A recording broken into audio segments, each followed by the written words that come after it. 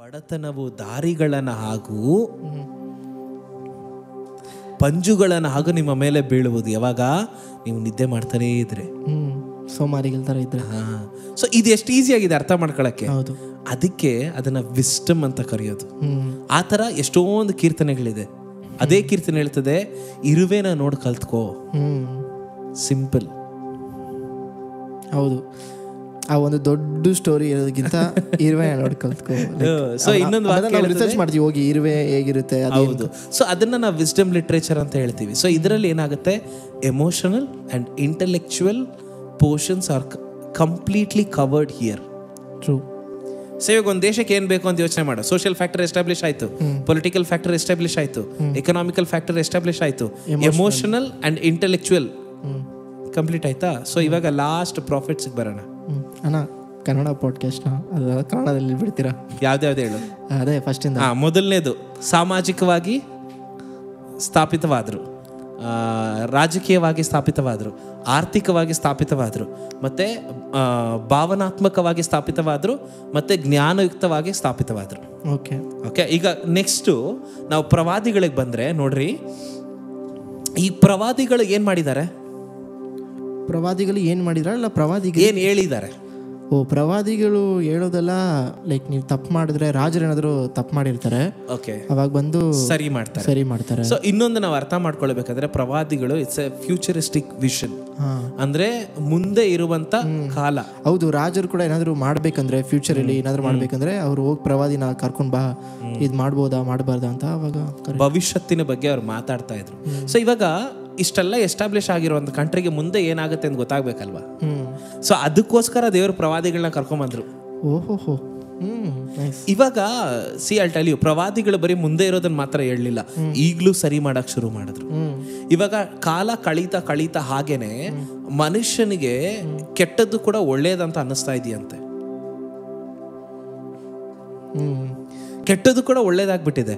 ಒಂದು ಟೈಮಲ್ಲಿ ಕೆಲವೊಂದು ವಿಷಯಗಳು ನಮಗೆ ಕೆಟ್ಟದ್ದು ಅನ್ನಿಸ್ತಾ ಇರ್ಬೋದು, ಬಟ್ ಇವಾಗ ದಟ್ ಈಸ್ ಅ ಕಾಮನ್ ಆಯ್ತಾ. ಈಗ ನಾವು ಜನರೇಷನ್ ಗ್ಯಾಪ್ ಅಂತೆಲ್ಲ ನೋಡ್ತೀವಲ್ಲ, ಈಗ ನಮ್ಮ ಜನರೇಷನಲ್ಲಿ ಕೆಲವೊಂದನ್ನ ನಾವು ಟ್ಯಾಬು ಅಂತ ನೋಡ್ತಾ ಇದ್ವಿ. Oh this we should not, ಇದನ್ನು ನಾವು ಮಾಡಬಾರ್ದು ಅಂತ ನೋಡ್ತಾ ಇದ್ವಿ.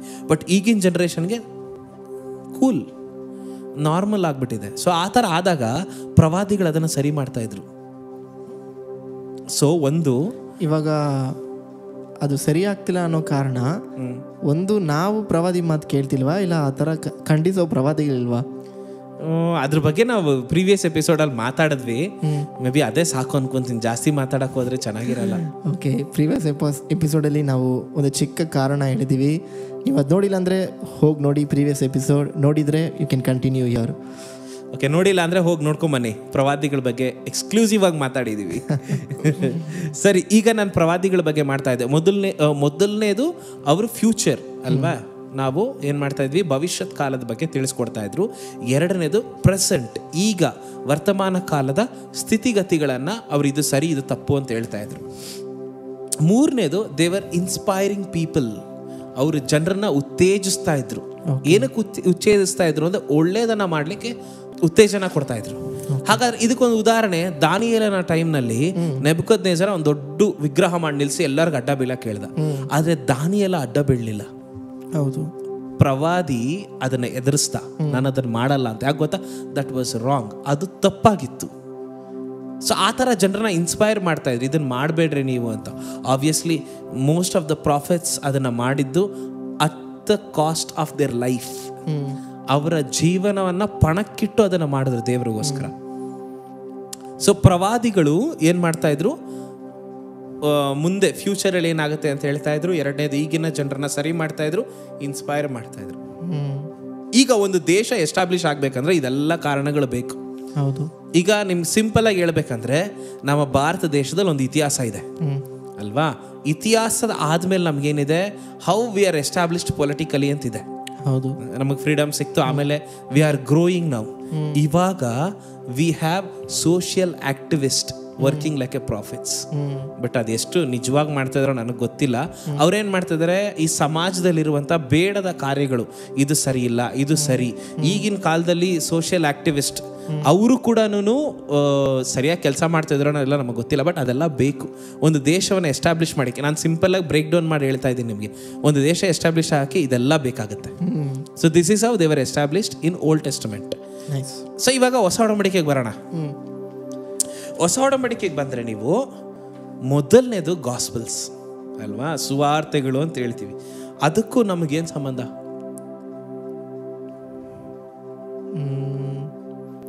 ಅಂದರೆ ನೀವು ಇವಾಗ ಹೇಳ್ತಿರೋ ಒಂದು ಕನೆಕ್ಷನ್ನ ಇಟ್ಕೊಂಡು ಹೌದು, ಏನಿರ್ಬೋದು ಗೆಸ್ ಮಾಡು ಮಾತಾಡಿದ್ರೆ. ಅಂದರೆ ಈಗ ಇದನ್ನ ಗಮನ ಇಟ್ಟು ನೋಡ್ತಾ ಇರೋರಿಗೆ ಒಂದು ಪಿಕ್ಚರ್ ಬಂದಿರ್ಬೋದು ಏನು ಹೇಳ್ತೀನಿ ನಾನು ಅಂತ, but let me tell you.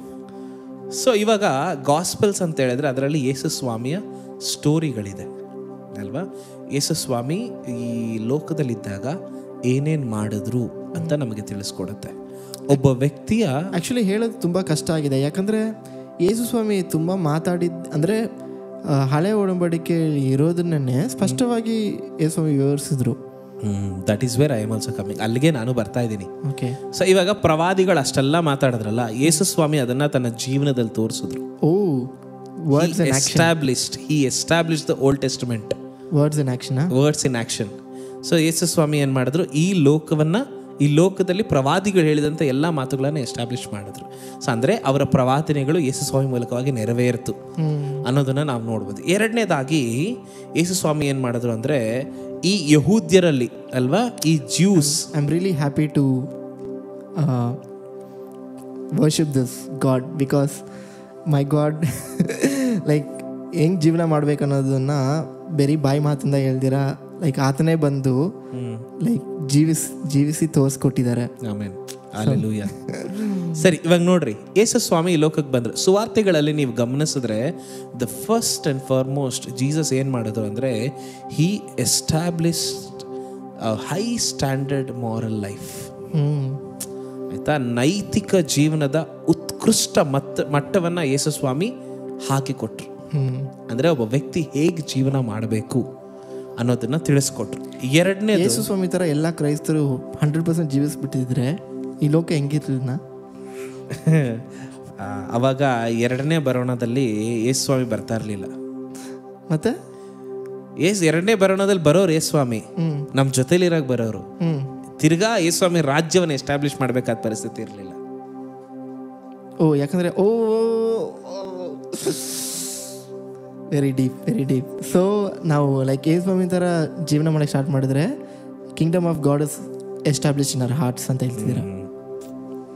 So ದೇವರ ಒಬ್ಬ ವ್ಯಕ್ತಿ ಯೇಸು ಸ್ವಾಮಿನ ಹಿಂಬಾಲಿಸ್ತಾನೆ ಅಂತ ಹೇಳಿದ್ರೆ, I tell you something, listen. Being religious is different, being spiritual is different.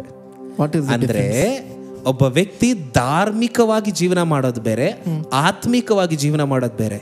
ಇವತ್ತು ತುಂಬಾ ಜನ ಧಾರ್ಮಿಕವಾಗಿ ಜೀವನ ಮಾಡ್ತಾ ಇದ್ದಾರೆ, ಆತ್ಮಿಕವಾಗಲ್ಲ. ಒಂದು ಎಕ್ಸಾಂಪಲ್ ಇಲ್ಲಿ ನಂತರ ತಲೆಗೆ ಹತ್ತಿರ ತುಂಬಾ ಜನ ನೋಡ್ತಿರ್ಬೋದು. ಸೊ ಧಾರ್ಮಿಕವಾಗಿ ಜೀವನ ಮಾಡೋದಂದ್ರೆ ಏನು ಗೊತ್ತಾ? I do all the religious activities. ಅದರಿಂದ ಏನು ಪ್ರಯೋಜನ ನಿನಗೆ? ಅಂದರೆ ನನ್ನ ಮನಸ್ಸಿಗೆ ಸ್ವಲ್ಪ ತೃಪ್ತಿ ಆಗುತ್ತಷ್ಟೇ, ನೀನು ಬೆಳೆಯಲ್ಲ. ಬಟ್ ಆತ್ಮಿಕವಾಗಿ ಜೀವನ ಮಾಡೋದನ್ನ ಕಲಿಬೇಕು. ಈ ಆತ್ಮಿಕವಾಗಿ ಜೀವನ ಮಾಡೋದಂದ್ರೆ ಏನು ಗೊತ್ತಾ? ಆತ್ಮನನ್ನ ಆಧರಿಸಿ ಜೀವನ ಮಾಡಬೇಕು, ಆತ್ಮನು ಹೇಳುವ ರೀತಿ ಜೀವನ ಮಾಡಬೇಕು. ಯೇಸು ಸ್ವಾಮಿ ನಮ್ಗೊಬ್ಬ ಹೆಲ್ಪರ್ನ ಕೊಟ್ಟೋಗಿದ್ದಾರೆ. ರೋಮನ್ಸ್ ಚಾಪ್ಟರ್ 8 ಏನೋ ಗೊತ್ತಿಲ್ಲ, ಇವತ್ತು ಫುಲ್ ರೋಮನ್ಸೇ ಬರ್ತಿದೆ. ರೋಮನ್ಸ್ ಚಾಪ್ಟರ್ 8 ನಮ್ಗೆ ಬರ್ತಿದೆ. ಸೊ ದೇವರು ನಮ್ಗೇನು ಮಾಡಿದ್ದಾರೆ? ಪವಿತ್ರಾತ್ಮನನ್ನ ಕೊಟ್ಟೋಗಿದ್ದಾರೆ ಸಹಾಯಕನಾಗಿ. ಆ ಸಹಾಯಕನು ನಮ್ಮನ್ನ ಗೈಡ್ ಮಾಡ್ತಾನೆ, ಫೋರ್ಸ್ ಮಾಡಲ್ಲ. ಸೊ ಇವತ್ತು ಗೈಡನ್ನ ತೆಗೆದುಕೊಳ್ಬೇಕು ನಾವು. ಆ ಗೈಡೆನ್ಸ್ ಅನ್ನ ತೆಗೆದುಕೊಂಡು ನಡೆದಾಗ ನಾವು ಆತ್ಮಿಕವಾಗಿ ಜೀವನ ಮಾಡ್ತೀವಿ, ಧಾರ್ಮಿಕವಾಗಿ ಜೀವನ ಮಾಡಲ್ಲ. ಓಕೆ. ಸೊ ಇವತ್ತು ತುಂಬ ಜನ ಕ್ರೈಸ್ತರಿಗೆ ಈ ವ್ಯತ್ಯಾಸ ಗೊತ್ತಿಲ್ಲ. ಧಾರ್ಮಿಕವಾಗಿ ಜೀವನ ಮಾಡ್ತಾರೆ ಹೊರತು ಆತ್ಮಿಕ ಜೀವನ ಇಲ್ಲ. They look religious, they don't look spiritual. Spiritual ಅನ್ನೋದು ಹೊರಗಿನ ತೋರಿಕೆ ಅಲ್ಲ, ಆದರೆ ಅದನ್ನ ದೇವರು ನೋಡ್ತಾನೆ, ಅದು ಜನರಿಗೆ ಕಾಣಿಸುತ್ತೆ. ಅರೆ ಧಾರ್ಮಿಕವಾಗಿ ಜೀವನ ಮಾಡೋದು ಹೊರಗಿನ ತೋರಿಕೆ. ಅದನ್ನ ಜನರು ನೋಡೋದಕ್ಕಿಂತ ಅದನ್ನ ಪ್ರಮೋಟ್ ಮಾಡ್ತೀವಿ ನಾವೇನೆ. ಆಯ್ತಾ? I don't want to go into details, ಅವಾಗ ನಾನು ತುಂಬ ಟೀಕೆ ಮಾಡೋ ಥರ ಆಗ್ಬಿಡತ್ತೆ. ಸೊ ಅಷ್ಟು ಸಾಕು. ಧಾರ್ಮಿಕವಾಗಿ ಜೀವನ ಮಾಡಬೇಡ್ರಿ, ಬದಲಾಗಿ ಆತ್ಮಿಕವಾಗಿ ಜೀವನ ಮಾಡ್ರಿ. ಧಾರ್ಮಿಕ ವಿಚಾರಗಳಿಗಿಂತ ಆತ್ಮಿಕ ವಿಚಾರಗಳ ಮೇಲೆ ಗಮನ ಕೊಡ್ರಿ. ಓಕೆ. ಅವಾಗ ಪರಲೋಕ ಭಾವದವರಾಗ್ತೀರ. ಅರ್ಥ ಆಯ್ತಾ? ಸೊ ಇನ್ನೊಂದು ವರ್ಸ್ ನನಗೆ ಬರ್ತಿದೆ, ಆತ್ಮನುಗಳ ಮೇಲೆ ಮನಸ್ಸಿಡುವುದು ಜೀವ, ಲೋಕದವುಗಳ ಮೇಲೆ ಮನಸ್ಸಿಡುವುದು ಮರಣ. ಶರೀರ ಸಂಬಂಧವುಗಳ ಮೇಲೆ ಮನಸ್ಸಿಡುವುದು ಮರಣ. ಸೊ ಇವಾಗ ನಾವು ಗಾಸ್ಪಲ್ಸ್ ಬಗ್ಗೆ ಮಾತಾಡ್ತಾ ಇದ್ವಿ ಅಲ್ವಾ? ಸುವಾರ್ತೆಗಳೇನಾಯ್ತು, ಯೇಸು ಸ್ವಾಮಿ ಹೈ ಮಾರಲ್ ಸ್ಟ್ಯಾಂಡರ್ಡ್ನ ಸೆಟ್ ಮಾಡಿದ್ರು. ಅಂದ್ರೆ ಉಚ್ಚಘಟ್ಟದ ನೈತಿಕ ಸ್ಥಿತಿಯನ್ನ ಯೇಸು ಸ್ವಾಮಿ ನಮಗೋಸ್ಕರ ಬಿಟ್ಟು ಹೋದ್ರು. ಎರಡನೇದು, ಯೇಸು ಸ್ವಾಮಿ ಇನ್ನೊಂದು ಏನ್ ಮಾಡಿದ್ರು ಅಂದ್ರೆ ಈ ಕಮ್ಯುನಿಟಿ ವಿ ಫೀಲಿಂಗ್ ಅನ್ನ ತಂದು ಕೊಟ್ರು. ಓಕೆ, ಹೌ ಈ ಎಸ್ಟಾಬ್ಲಿಷ್ಡ್ ಅಂತ ಹೇಳಿದ್ರೆ ನೋಡ್ರಿ, ಯೇಸು ಸ್ವಾಮಿಗೆ ಇವ್ರು ಬಂದು ಕೇಳ್ತಾರೆ, ಯಾರು ಸದ್ದುಕಾಯರು ಫರಿಸಾಯರು ಬಂದು ಕೇಳ್ತಾರೆ, ದೇವರು ಕೊಟ್ಟಿರೋ ಆಜ್ಞೆಗಳಲ್ಲಿ ಯಾವುದು ತುಂಬಾ ಮುಖ್ಯ? ಯೇಸು ಸ್ವಾಮಿ ಎರಡೇ ಆಜ್ಞೆ ಹೇಳೋದು, ಏನಂತ? ನಿನ್ನ ದೇವರನ್ನ ಪ್ರೀತಿ ಮಾಡು, ನಿನ್ನ ನೆರೆಯವರನ್ನ ಪ್ರೀತಿ ಮಾಡು. ಸೊ ಇವಾಗ ನಿನ್ನ ನೆರೆಯವರನ್ನ ಪ್ರೀತಿ ಮಾಡು ಅನ್ನೋದು ವಿ ಫೀಲಿಂಗ್, ನನ್ನವರು ಎಲ್ಲರೂ ನಂತರನೇ ಅನ್ನೋದೇ ವಿ ಫೀಲಿಂಗ್, ನೆರೆಯವನನ್ನ ಪ್ರೀತಿ ಮಾಡೋದು. ಮೂರನೇದಾಗಿ he was mentoring people and he rebuked people and corrected them. ಇವತ್ತು ಯೇಸು ಸ್ವಾಮಿ ಹಂಗೆ ಮಾಡಿದ್ರಿಂದ 12 ಜನ ಯೇಸು ಸ್ವಾಮಿನ ಅರ್ಥ ಮಾಡ್ಕೊಳ್ಳಿಕ್ಕಾಯ್ತು.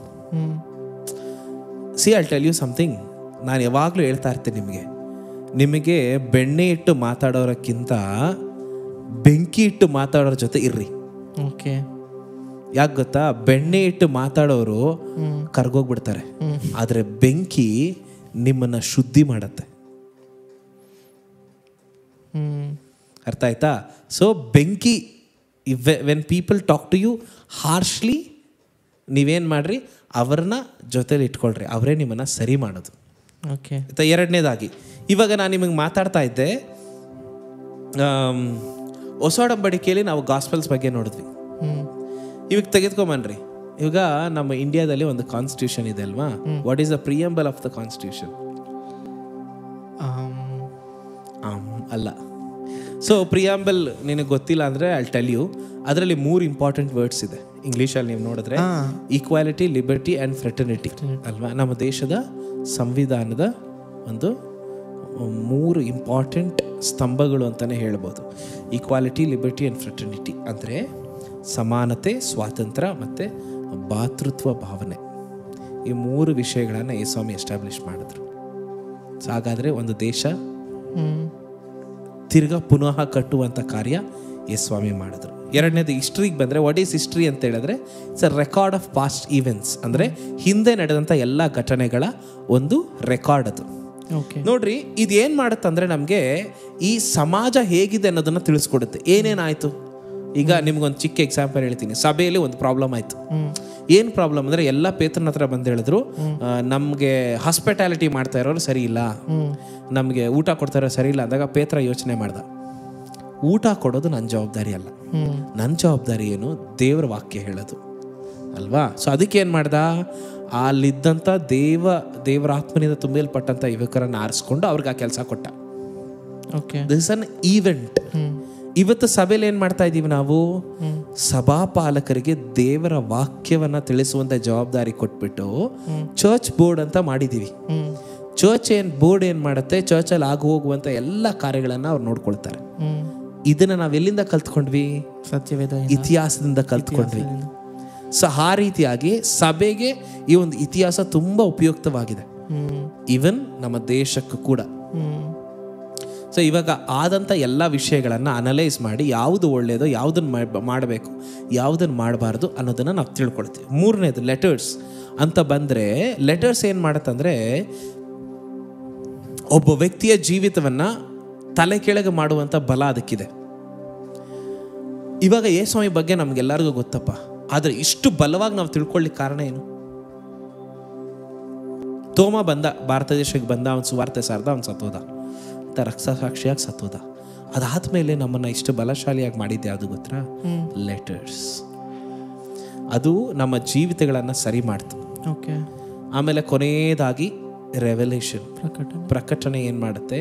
ನಮ್ಮ ಮುಂದಿನ ಜೀವಿತ ಹೇಗಿದೆ ಅಂತ ತಿಳಿಸ್ಕೊಡುತ್ತೆ.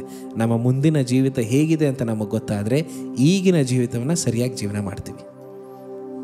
ಅದನ್ನ ಪ್ರಕಟಣೆಗಳು ತಿಳಿಸ್ಕೊಡುತ್ತೆ. ಹೀಗೆ ಒಂದು ದೇಶ ಎಸ್ಟಾಬ್ಲಿಷ್ ಆದದರಿಂದ, okay, take it like this, ಒಬ್ಬ ವ್ಯಕ್ತಿನ ಆದಾಮನಿಂದ ಒಂದು ದೇಶ ಎಸ್ಟಾಬ್ಲಿಷ್ ಆಯ್ತು. ಆಮೇಲೆ ಯೇಸು ಸ್ವಾಮಿಯಿಂದ ಒಂದು ದೇಶ ಎಸ್ಟಾಬ್ಲಿಷ್ ಆಗಿರೋ ದೇಶನ ಒಬ್ಬ ವ್ಯಕ್ತಿ ಹೇಗ್ ಜೀವನ ಮಾಡ್ಬೇಕು ಅನ್ನೋದನ್ನ ದೇವ್ರು ತಿಳಿಸ್ಕೊಟ್ರು. Here is also one man, here is also one man, in the middle also one man, Jesus. Nice. So like so ನೀವು ಹೇಳೋದೆಲ್ಲ ನೋಡುವಾಗ ಬೈಬಲ್ ಅನ್ನೋದು ಲೈಕ್ ತುಂಬ ದೂರ ಇಲ್ಲ. ಲೈಕ್ ಇವಾಗ ನಡೀತಿರುವಂಥ ಅನೇಕ ವಿಷಯಗಳು, ಇವಾಗ ಮನುಷ್ಯನು ಇಷ್ಟು ಎವಾಲ್ವ್ ಆಗಿದ್ದಾನೆ ಅಂದರೆ, ಮನುಷ್ಯ ಇಷ್ಟು ದೂರ ಬಂದಿದ್ದಾನೆಂದರೆ it is all works of God. ಅಂದರೆ ಲೈಕ್ ಗಾಡ್ ಮನುಷ್ಯನಿಗೆ ಹೆಂಗೆ ಇಷ್ಟು ತಲೆ ಐಡಿಯಾ ಬಂತು ಈ ಥರ ಒಂದು ಆರ್ಗನೈಸೇಷನ್ ಆಗಿ ಮಾಡೋದಾಗಿರಿ, ಏನಾದರೂ ಒಂದು ಇವಾಗ ಮನುಷ್ಯ ಏನು ಮಾಡ್ತಿದ್ದಾನೋ ಅಂದರೆ ಒಳ್ಳೆ ಕಾರ್ಯ, ಇಟ್ಸ್ ಆಲ್ ಗಾಡ್ಸ್ ಸ್ಟ್ರಕ್ಚರ್ ಥರ ಅಲ್ಲ. ಹೌದು, ಬೈಬಲಲ್ಲಿ ಲೈಕ್ ಫುಲ್ಲು ಆ ಸ್ಟ್ರಕ್ಚರಿಂದ ಬಂದಿದೆ. ಸೊ ಅದೇ ನಾನು ಇನ್ನೊಂದು ಹೇಳ್ತೀನಿ ಅಂದರೆ ಏನಂದರೆ, we are created in the image of god. ದೇವರ ಸ್ವಾರೂಪ್ಯದಲ್ಲಿ ಸೃಷ್ಟಿ ಮಾಡಲ್ಪಟ್ಟಿರುವಂಥ ನಮಗೆ ನೋಡ್ರಿ, ಅದಕ್ಕೆ ಬೈಬಲ್ ಹೇಳುತ್ತೆ ದೇವರು ಆದಾಮನನ್ನು ಸೃಷ್ಟಿ ಮಾಡಿ he was a crown of a creation ಅಂತ ಕರೀತಾರೆ. ಅಂದರೆ ಎಲ್ಲ ಸೃಷ್ಟಿಗಳಿಗೂ ಮೊದಲು ಅಂದರೆ is the greatest of all creations ಅಲ್ವಾ, ಒಂದು ಕಿರೀಟ, ಸೃಷ್ಟಿಯ ಕಿರೀಟ. ಯಾಕಂದರೆ ದೇವರು ಆದಾಮನನ್ನು ಹಂಗೆ ಸೃಷ್ಟಿ ಮಾಡಿದ್ರು, ಬರೀ ಬಾಯಿ ಮಾತಿನ ಕೈಯಿಂದ ಆತನನ್ನು ಸೃಷ್ಟಿ ಮಾಡಿ ತನ್ನ ಜೀವ ಶ್ವಾಸವನ್ನು ಕೊಟ್ಟರು. ಸೊ ದೇವ್ರೇನು ಮಾಡಿದ್ರು, ಈ ಬೈಬಲ್ನ ಮೂಲಕ ಈ ಮನುಷ್ಯನನ್ನು ಹೋಲಿಸ್ಟಿಕ್ ಆಗಿ ಹೇಗೆ ನಡ್ಕೊಳ್ಬೋದು ಅನ್ನೋದನ್ನು ತಿಳಿಸ್ಕೊಟ್ರು. ಓಕೆ, ಅಂದರೆ Bible is not just a book, it is a complete book, a holistic book. ಅದನ್ನು ಅರ್ಥ ಮಾಡ್ಕೊಂಡವರು ತಮ್ಮ ಜೀವಿತಗಳಲ್ಲಿ ಸಂಪೂರ್ಣತೆಯನ್ನು ಅರ್ಥ ಮಾಡ್ಕೊಳ್ತಾರೆ, ಕಂಪ್ಲೀಟ್ನೆಸ್ನ ಅರ್ಥ ಮಾಡ್ಕೊಳ್ತಾರೆ. ಇವತ್ತು ತುಂಬ ಜನ ಕಂಟೆಂಟ್ ಅಂತ ಹೋಗ್ತಾ ಇದ್ದಾರಲ್ಲ, ನನ್ನ ಲೈಫಲ್ಲಿ ಕಂಟೆಂಟೇ ಇಲ್ಲ, ನಾನು ಮಾಡೋ ಕೆಲಸದಲ್ಲಿ ಕಂಟೆಂಟೇ ಇಲ್ಲ, ಒಂದು ತೃಪ್ತಿ ಇಲ್ಲ ನನಗೆ ಅಂತ ಹೋಗ್ತಾ ಇದ್ದಾರಲ್ಲ, ಬೈಬಲ್ನ ಸರಿಯಾಗಿ ಅರ್ಥ ಮಾಡ್ಕೊಳ್ರಿ, ಜೀವನದ ನಿಜವಾದ ತೃಪ್ತಿ ಏನು ಅಂತ ನಿಮಗೆ ಅರ್ಥ ಆಗುತ್ತೆ. ಸೊ ಇದು ಸತ್ಯವೇದ ನಮಗೆ, ನಾನು ಹೇಳಿದ್ನಲ್ಲ ನಿಮಗೆ, ಏನಕ್ಕೆ ಈ ಬುಕ್ಸ್ನೆಲ್ಲ ನೆನ್ಪಿಟ್ಕೊಳ್ಬೇಕಂದ್ರೆ ಈ ರೀತಿಯಾಗಿ ನಾವು ಅರ್ಥ ಮಾಡಿಕೊಂಡ್ರೆ ಇದರ ಮಹತ್ವ ನಮಗೆ ಗೊತ್ತಾಗುತ್ತೆ. If you understand in this way, you'll understand why it is so important to keep them in a different genre ಏನಕ್ಕೆ ಇಡಬೇಕಂತ ನಮ್ಗೆ ಅರ್ಥ ಆಗುತ್ತೆ. Nice, it was very helpful. Thank you. So ನಿಮಗೂ ಲೈಕ್ ಈ ಸಂಭಾಷಣೆ ಇಷ್ಟವಾಗ್ತಿದ್ರೆ, ವಿಶೇಷವಾಗಿ ಉಪಯೋಗವಾಗ್ತಿದ್ರೆ ಲೈಕ್ ಮಾಡಿ, ಮತ್ತು ನಿಮ್ಮ ಫ್ರೆಂಡ್ಸ್ ಜೊತೆ ಶೇರ್ ಮಾಡಿ, ಮತ್ತು ಎಲ್ಕೋಲ್ ಪ್ರೊಡಕ್ಷನ್ಸ್ಗೆ ಸಬ್ಸ್ಕ್ರೈಬ್ ಮಾಡಿ. ಅಣ್ಣ, ಬೈಬಲಲ್ಲಿ ನೀವು ಹೇಳಿದ್ರಲ್ಲ ಸ್ಟಾರ್ಟಿಂಗಿಂದ ತಗೊಂಡು ಎಂಡ್ ತನಕ, ಆದರೆ ನಾನು ಎಲ್ಲೋ ಕೇಳಿದ್ದೀನಿ ಬೈಬಲ್ ಸೆಂಟ್ರಲ್ಲಿ ಒಂದು 400 years ಎಲ್ಲೋ ಮಿಸ್ಸಿಂಗ್ ಕೊಡ್ತಿದೆ ಅಂತ, ಇಂಟರ್ಟೆಸ್ಟ್ಮೆಂಟಲ್ ಪೀರಿಯಡ್ ಅಂತ. ಓಕೆ. ಸೊ ಇವಾಗ ಏನಂದರೆ ಅಣ್ಣ, ಇವಾಗ ನೀವು ಹೇಳಿದ್ರಿ ಚೆನ್ನಾಗಿ ಕನೆಕ್ಟ್ ಮಾಡಿದ್ರಿ, ಸ್ಟಾರ್ಟಿಂಗಿಂದ ಹಿಡಿದು ಲಾಸ್ಟ್ ತನಕ, ಲೈಕ್ ಹೆಂಗ್ ಲೋಕದಲ್ಲಿ ಇವಾಗ ಹೆಂಗ್ ಪ್ಯಾರಲಲ್ ಆಗಿ ನಡೀತಿದೆ ಅಂತ. ಸೊ ಆ 400 times ರೆಕಾರ್ಡ್ ಇಲ್ವಲ್ಲ, 400 years 400 years ರೆಕಾರ್ಡ್ ಇಲ್ವಲ್ಲ. ಸೊ ಇವಾಗ ಅಲ್ಲಿ ಏನಾಯ್ತು, ಲೈಕ್ ಅವಾಗ ವರ್ಲ್ಡ್ ಸ್ವಿಚ್ ಆಫ್ ಆಗಿಬಿಡ್ತಾ ಅವಾಗ? ಇಲ್ಲ, ಈಗ ನಾವು ಅದನ್ನು ಇಂಟರ್ ಟೆಸ್ಟಮೆಂಟಲ್ ಪೀರಿಯಡ್ ಅಂತ ಕರಿತೀವಿ. ಇನ್ನೊಂದು ಪದ ನಾವು ಅದಕ್ಕೆ ಬಳಸೋದು ಸೈಲೆಂಟ್ ಪೀರಿಯಡ್ ಅಂತ ಕೂಡ ಕರಿತೀವಿ. ಯಾಕಂದರೆ ಅಲ್ಲಿ ದೇವರು ಯಾವುದೇ ಪ್ರವಾದಿನ ಎಬ್ಬರಿಸಲಿಲ್ಲ, ಅಥವಾ ಅಲ್ಲಿ ಯಾವುದು ದೇವರು ಯಾವುದೇ ಕಾರ್ಯವನ್ನು ಮಾಡಿಲ್ಲ ಅಂತ ಹೇಳ್ತಾರೆ. So some people call it as dark era ಅಂತ ಕೂಡ ಕರೀತಾರೆ, ಅಂದರೆ ಸ್ಪಿರಿಚುವಲ್ ಡಾರ್ಕ್ನೆಸ್ ಇತ್ತು ಅವಾಗ ಅಂತ. ಸೊ ಆದರೆ ಕೆಲವೊಂದು ಈವೆಂಟ್ಸ್ ಹಿಸ್ಟ್ರಿಲಿ ನಡೆದಿದೆ. ಆ 400 ವರ್ಷಗಳು ಕೂಡ ನಾವೆಲ್ಲ ಅನ್ಕೊಬೋದು ಅಲ್ಲೇನು ದೇವ್ರ ಕಾರ್ಯ ಮಾಡಿಲ್ಲ ಅಂತ, but God was establishing something that he wanted to do. Okay, ಇದರಿಂದ ಏನು ತಿಳ್ಕೊಂತೀವಿ ಅಂದರೆ, if God is silent, he is doing something bigger. Yeah, sometime when I get a time, we'll speak about darkness. Okay. What darkness can do. ಅಂದರೆ ಇವಾಗ ಕತ್ತಲೆ ಅಂತ ಹೇಳಿದ್ರೆ it is silent, ಅಲ್ಲೇನು ಇಲ್ಲ ಅಂತಲ್ಲ, ಆದರೆ ಕತ್ತಲೆಯಲ್ಲಿ ಎಷ್ಟೊಂದಿದೆ. ಸೊ ಒಂದು ಹಿಂಟ್ ಕೊಡ್ತೀನಿ ನಿಮಗೆ, darkness is the beginning of everything. ಅಂದರೆ ಕತ್ತಲೆನೇ ಎಲ್ಲದಕ್ಕೂ ಒಂಥರ ಪ್ರಾರಂಭ ವಸ್ತು, ಅಥವಾ ಪ್ರಾರಂಭ ಮಾಡಲಿಕ್ಕೆ ಇರುವಂತ ಒಂದು ಕಾರ್ಯ ಕತ್ತಲೆ. Okay, nice. ತುಂಬಾ ಜನ ಸೈತಾನ್ ನಿಂಬಾಲಿಸ್ತಾನೆ ಅನ್ಕೊಂಡ್ಬಿಡ್ಬೇಡ್ರಿ, ಅದಕ್ಕೊಂದು ಕಾರಣ ಇದೆ. ಇಲ್ಲಾಂದ್ರೆ ಇದನ್ನ ನಾವು ಕ್ಲಾರಿಫೈ ಮಾಡಿಲ್ಲ ಅಂದ್ರೆ ತುಂಬಾ ಡೌಟ್ ಬಂದ್ಬಿಡತ್ತೆ. ಸರಿ, ಕ್ಲಾರಿಫೈ ಮಾಡಿ. ನಾನು ಹೇಳ್ಬೇಕು ಅಂತ ಇಷ್ಟಪಡ್ತೀನಿ, ಸೈತಾನ ಅಂದ್ರೆ ಯಾವಾಗಲೂ ಕತ್ಲಲ್ಲ, we call him also morning star. So ತುಂಬಾ ಜನ ಸೈತಾನ್ನೆಲ್ಲ ತುಂಬಾ ಘೋರವಾಗಿ ಚಿತ್ರೀಕರಿಸ್ಕೊಂಡಿದ್ದಾರೆ. ಆದರೆ ನೀವು ಗಮನಿಸಿದ್ರೆ ದೇವರು ಅವನ್ನ ಸೃಷ್ಟಿ ಮಾಡಿದಾಗ ಇವ್ ಸೋ ಬ್ಯೂಟಿಫುಲ್ ಅಲ್ವಾ. ಅದಕ್ಕೆ ಇವಾಗೆಲ್ಲ ಸೈತಾನ್ ವಿಷಯಗಳೆಲ್ಲ ನಿಮ್ಗೆ ತುಂಬ ಚೆನ್ನಾಗಿ ಕಾಣಿಸುತ್ತೆ. ಯಾಕೆ ಗೊತ್ತಾ, ಅವ್ನು ಹಂಗಿದ್ದಾನೆ. ಸೊ ಕತ್ಲೆ ಬಗ್ಗೆ ಮಾತಾಡ್ತಾ ಇದ್ವಲ್ಲ. ಸೊ ದೇವರು ಭೂಮಿ ಆಕಾಶ ಸೃಷ್ಟಿ ಮಾಡೋಕ್ಕಿಂತ ಮುಂಚೆ ಏನಿತ್ತು ಭೂಮಿ ಮೇಲೆ? ಕತ್ಲೆ ಇತ್ತು. ಯೇಸು ಸ್ವಾಮಿ ಯಾವಾಗ ಹುಟ್ಟಿದ್ರು? ಮಗುವಾಗಿರುವಾಗ. ಹೌದಪ್ಪ, ಅರೆ ರಾತ್ರಿ ಜಾವದಲ್ಲಿ ಹುಟ್ಟಿದ್ದು ಕತ್ತಲೆ. ಅದಕ್ಕೆ ನಕ್ಷತ್ರ ಕಾಣಿಸ್ತವ್ರಿಗೆ. ಬೆಳಗ್ಗೆ ಹುಟ್ಟಿದ್ರೆ ನಕ್ಷತ್ರದಲ್ಲಿ ಕಾಣಿಸ್ತಿತ್ತು. ಕೆಂಪು ಸಮುದ್ರ ಯಾವಾಗ ವಿಭಾಗ ಆಯ್ತು? ರಾತ್ರಿಯಲ್ಲಿ. ಸೊ ರಾತ್ರಿ ಕತ್ತಲೆ ಅನ್ನೋದಕ್ಕೊಂದು ಇಂಪಾರ್ಟೆನ್ಸ್ ಇದೆ. ನೈಸ್. ಅದು ಯಾವಾಗಾರು ನಾವು ಡಿಸ್ಕಸ್ ಮಾಡೋಣ. ಕತ್ಲೆ ಬಗ್ಗೆ ನಿಮ್ಗೆ ಗೊತ್ತಾಗಬೇಕಂದ್ರೆ ಸಬ್ಸ್ಕ್ರೈಬ್ ಮಾಡಿ, ಬೆಲ್ ಐಕಾನ್ ಒತ್ತಿ. ಸೊ ನಾವು ಹಾಕೋ ವಿಡಿಯೋ ನಿಮಗೆ ನೋಟಿಫಿಕೇಶನ್ ಬರುತ್ತೆ. ಓಕೆ, ಈಗ ನಾವು ಆ ಒಂದು ಡಾರ್ಕ್ ಎರಾ ಬಗ್ಗೆ ಮಾತಾಡೋಣ, ಸೈಲೆಂಟ್ ಪೀರಿಯಡ್ ಬಗ್ಗೆ. ಸೊ 400 ವರ್ಷಗಳು ಅಂತ ಹೇಳಿದ್ರೆ, ಇವಾಗ ಯೇಸು ಸ್ವಾಮಿ ಹುಟ್ಟಿದ ಒಂದು ಫಸ್ಟ್ ಸೆಂಚುರಿಯಿಂದ ಬಿಹೈಂಡ್ 400 ವರ್ಷ ಹೋದ್ರೆ ನಿಮಗೆ very very important person is Alexander the great. Alexander the great ಸ್ಕೂಲಲ್ಲಿ ಓದಿದ್ದೀನಿ, ಮತ್ತೆ ಅವನ ಬಗ್ಗೆ ಒಂದು ಮೂವಿನೂ ನೋಡಿದ್ದೀನಿ. ಸೊ 334 BC to 323 BC ಅವನೇನೋ ಜ್ವರ ಬಂದು ಸತ್ತೋಗ್ತಾನಲ್ಲ. He is the one who wanted to conquer the world. So ಲೋಕವನ್ನೇ ಅವನು ಕಾನ್ಕ್ವರ್ ಮಾಡಬೇಕು ಅಂತ ಅನ್ಕೊಂಡ. ಸೊ ಎರಡನೇದಾಗಿ ಸೆಪ್ಟಜೆಂಟ್ ಅಂತ ಹೇಳ್ತೀವಿ, ಅಂದ್ರೆ the Hebrew version, the Greek version of the Hebrew Bible. ಈಗ ಹಳೆ ಒಡಂಬಡಿಕೆ ಇದೆಯಲ್ಲ, ಅದನ್ನ ಹಿಬ್ರೂಲಿ ಇದ್ದಿದ್ದನ್ನ ಗ್ರೀಕ್ಗೆ ಟ್ರಾನ್ಸ್ಲೇಟ್ ಮಾಡಿದ್ರು.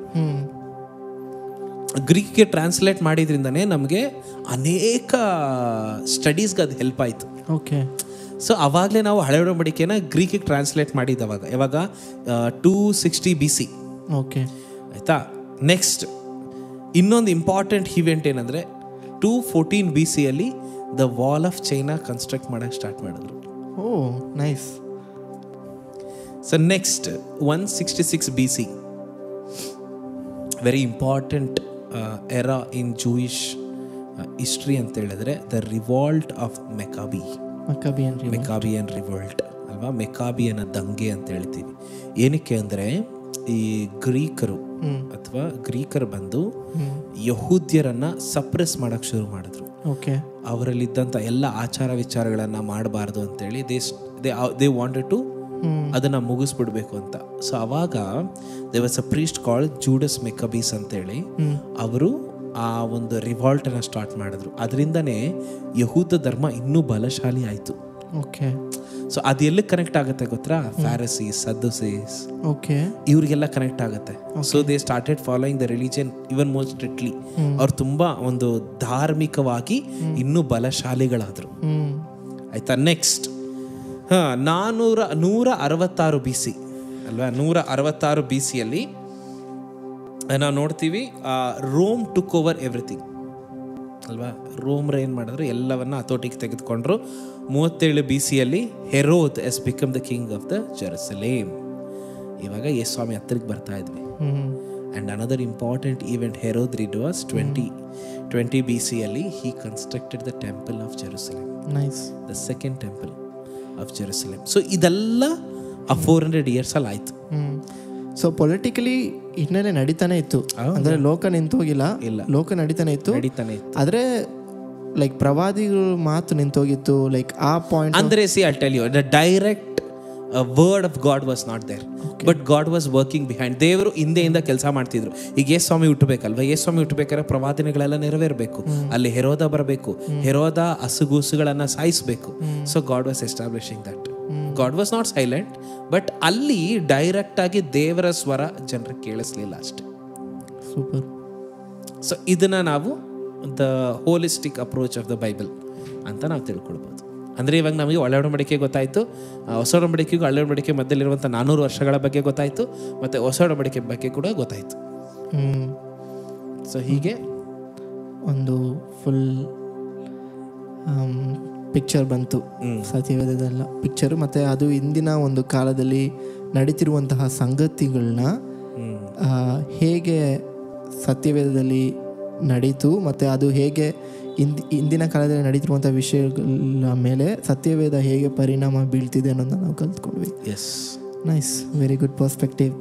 ಬಟ್ ಇವತ್ತು ತುಂಬ ಜನಕ್ಕೆ ಬೋರ್ ಆಗ್ಬೋದು ಈ ಪಾಡ್ಕಾಸ್ಟ್, ಯಾಕಂದರೆ ಲಾಡ್ ಆಫ್ ಕಂಟೆಂಟ್ ಅಂದರೆ ತುಂಬ ಹಿಸ್ಟ್ರಿ ಇದೆ. ಬೋರ್ ಆಗಲ್ಲ. ನಮ್ಮ ವ್ಯೂವರ್ಸ್ ಎಲ್ಲ ತುಂಬ ಇಷ್ಟಪಡ್ತಿದ್ದಾರೆ. ಎಸ್, ಇಷ್ಟ ಆಗ್ತಿದ್ರೆ ಕೆಳಗಡೆ ಕಮೆಂಟ್ ಮಾಡಿ ವಿ ಲೈಕ್ ಯುವರ್ ಪಾಡ್ಕಾಸ್ಟ್ ಅಂತ.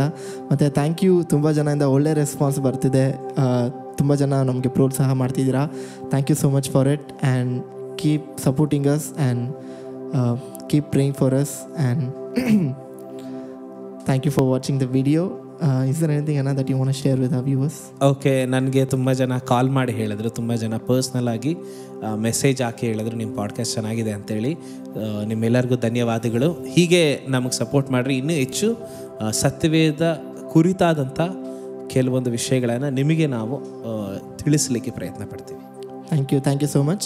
ಮತ್ತು ನಿಮಗೂ ಏನಾದರೂ ಸತ್ಯವೇದದ ಕುರಿತು ಪ್ರಶ್ನೆಗಳಿದ್ದರೆ ಮತ್ತು ಆ ಪ್ರಶ್ನೆಗಳು ನಮ್ಮ ಹತ್ರ ಕೇಳಬೇಕಂತ ನೀವು ಇಷ್ಟಪಟ್ಟರೆ, ಇಲ್ಲಿ ಚರ್ಚೆ ಮಾಡಬೇಕಂತ ನೀವು ಅಂದ್ಕೊಂಡ್ರೆ, please comment that question in the comment box.